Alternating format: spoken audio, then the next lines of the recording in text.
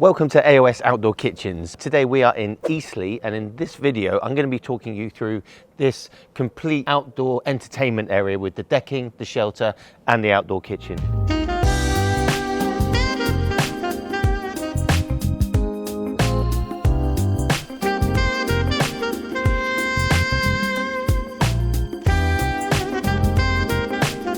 So when the customer first got in contact with us, they sent us some pictures through and I came up for a site visit. This whole area had actually, it was all at different levels. We had this, this paving that actually curved around here, I think. You had some decking up here outside the French doors here.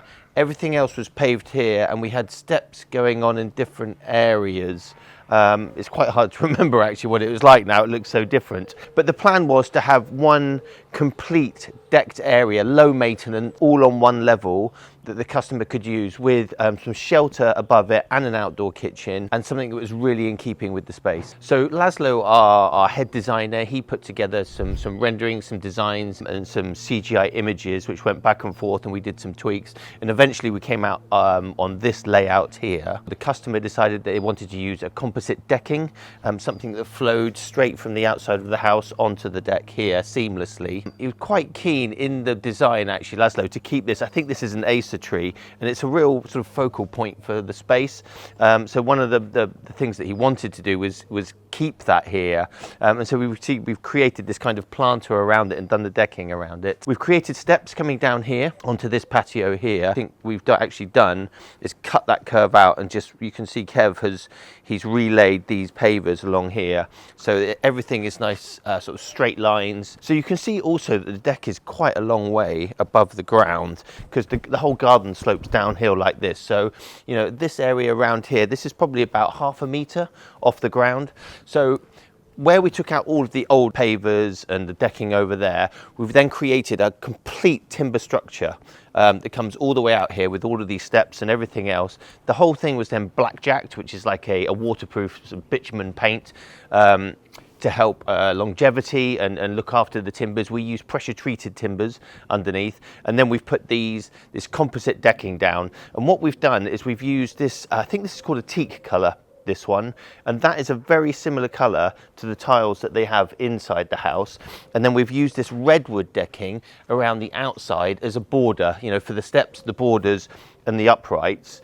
And this is to sort of match the windows on the house as well. So we've really tried to keep the colors the same. The teak is actually a very similar color to the render on the back of the house. So I'll talk to you about the shelter now. So this is an L-shaped shelter, so it's about approximately 9 meters from that wall over there to this wall over here, and then it's about another 10 meters that way there. So you've got 3 distinctive zones here. You've got a seating area, you know, a relaxation area over there, you've got your dining area here, and then you've got your outdoor kitchen area here. You've got so much space around here as well for entertaining and parties. But this space over here, they were talking about also having a fire pit, maybe some chairs around here and a little fire pit. That's a good use of space there. But you can see, so for this shelter, we've used pressure treated timbers again, and it's got a rubber roof on there. You can also see that we've put in these 3 different areas, where we've actually got 1 over there, these roof lanterns. So these are anthracite on the outside and on the inside as well. But this is a way of letting light in, because you can see where we built this shelter, obviously it's going to, you know, start blocking light out. But by putting these lanterns in, it does allow light to come in and light up the space really, really well. You can see also that on this side of the shelter here, we've put this batten screening along there. We call this hit and miss style. So you basically got a batten, gap batten. It's a really good way of creating a wall behind an outdoor kitchen. It gives you privacy, but it also allows air to come through, a breeze to come through. So if you're, you know, cooking or smoking anything, it allows that that smoke to be vented away. So to talk about the kitchen itself, this here, I've never seen one of these before. I think it's called a Rotec or a Protec. This is actually a smoker. I don't think the customers used it yet, but this is something that they had already and they wanted to use.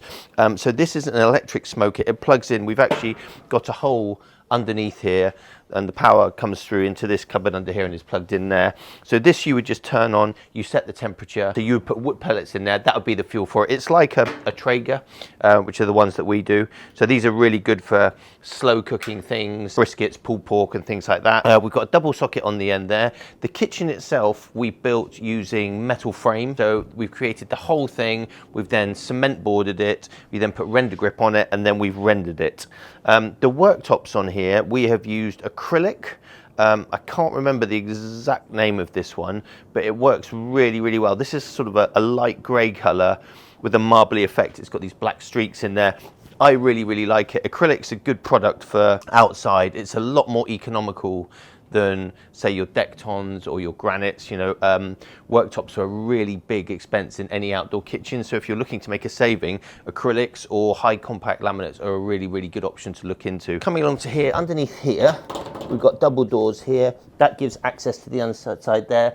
Like I said before, we've got the double socket in there, which powers the smoker. Coming along to here, this is a Beefeater 1600 series 4-burner. So this is a gas barbecue. It's got 4 main burners. You've got your sort of your flat griddle there, your open griddle here. So this is great for like convenient cooking, you know, sausages, burgers, chicken kebabs, things like that, midweek cooking. Underneath that, we've got another set of double doors there. And again, underneath there, lots of storage, access to the inside there. This is a Napoleon built-in side burner. So this is a huge hob. It's got 2 burners in there, an inner and an outer. But this is probably 8 inches in diameter, so you can get huge pots on there. It's got 2 knobs here, which are blue when they're on. When you turn the burner on, it then turns red, and you can see the flame ignites there. And then this is the outer one. There you go. So you've got those 2 burners on full power there. That's an amazing piece of kit. This is a built-in. There is also drop-in versions available. A drop-in one is where you simply cut a hole in the worktop and the burner drops in like that. It doesn't slide it to come down like this with the buttons at the front. Underneath here, we've got 2 double doors, stainless steel doors again, which provide access. And underneath here, you've got the gas tank. You've also got the water and the waste feeds coming in there.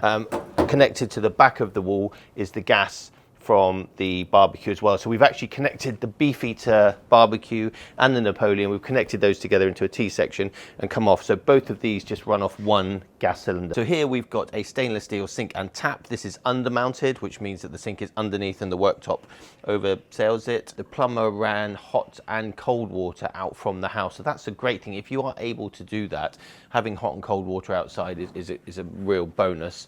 Having a sink outside is a real bonus as well. When you're cooking and you're barbecuing, you're constantly getting food on your hands and things like that. So having somewhere to wash your hands and wash, glasses and things like that is a real bonus if you are able to do it. Again, underneath here, we've got double doors that give access into here. We've got a double socket there. So this is going to be really handy for blenders, speakers, phone charging, whatever. It's always handy to have some power above the work surface. Here we have the Gozney Arc XL. So this is a pizza oven. It runs on gas only. It'll get hot very, very quickly, and then it will cook restaurant quality pizzas in about 90 seconds or so. It's a really, really good piece of kit. Underneath here, this is what they call a tank drawer, which is designed to hold gas tanks, but we actually use them for bins. So you can go to Amazon, buy a bin, put it in there, and you've got somewhere to keep all your waste.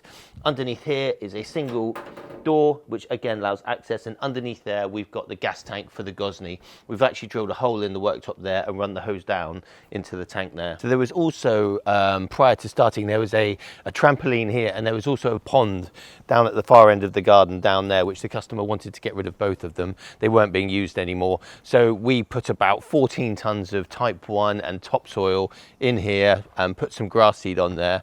And actually, you can see it was about 2 weeks ago that the grass seed went on. And you can see how well the grass has grown and how lush it's looking. It's really, really good. It's kind of making the old lawn look a bit worse for wear now. But so that's that. So they've now got this whole lawn area that's all going to be usable. So I hope you've enjoyed watching this video and you found it helpful. We try and post these videos at least once a week. So make sure you subscribe to the channel if you want to see more like this. We do have Instagram, we have Facebook, we have TikTok. So if you want to see what we're up to every week, we try and post on there 2-3 times a week. So thanks very much for watching this video, and we'll see you on the next one.